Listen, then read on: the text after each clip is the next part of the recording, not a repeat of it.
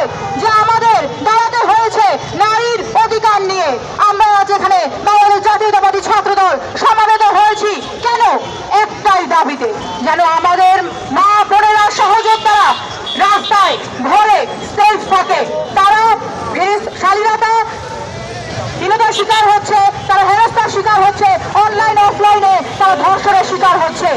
রিয়া গঞ্জ যেদিনকে প্রাণ দিয়েছিল, যেদিনকে নাফিসা শহীদ হয়েছিল, যেদিনকে ঢাকা বিশ্ববিদ্যালয় সহ বাংলাদেশের সকল বিশ্ববিদ্যালয়, জেলা, উপজেলা, বিভিন্ন স্তরে বিভিন্ন শ্রেণী পেশার গার্মেন্টস কর্মী পর্যন্ত নারীরা রাজপথে নেমে এসেছিল, সেদিন তারা ভেবেছিল এই বুঝি ফ্যাসিস্ট সরকারের সেই ধর্ষণের 100 ধর্ষণ করে কেক কাটা একটি সরকারের মতো পরিস্থিতির কাছ থেকে নারীদের মুক্তি হবে।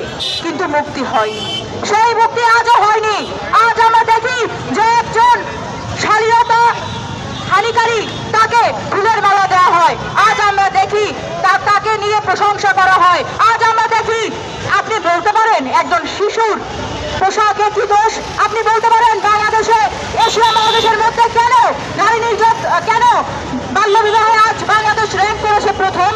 হ্যাঁ, একটাই কারণ, কারণ হচ্ছে এই সরকার নারীদেরকে সামনে রেখে নারী বান্ধব উপদেষ্টা মন্ডলী, নারী বান্ধব কাউন্সিল, নারী কাউন্সিল গঠন করে সমুদায় টিকে আছে। কিন্তু আপনি রুট লেভেলের রুরাল নারীদের সেক্টরের দিকে তাকিয়ে দেখুন, they have no right, they have no security, they are threat. কর্মজীবী থেকে শুরু করে ঘরের মধ্যে থাকা নারীরা কেউ আর সেফ নয়। এই সাইকোলজি কোথা থেকে এসেছে?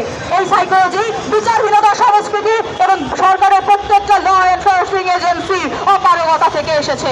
তো আমরা প্রতিবাদ জানাচ্ছি। ধন্যবাদ।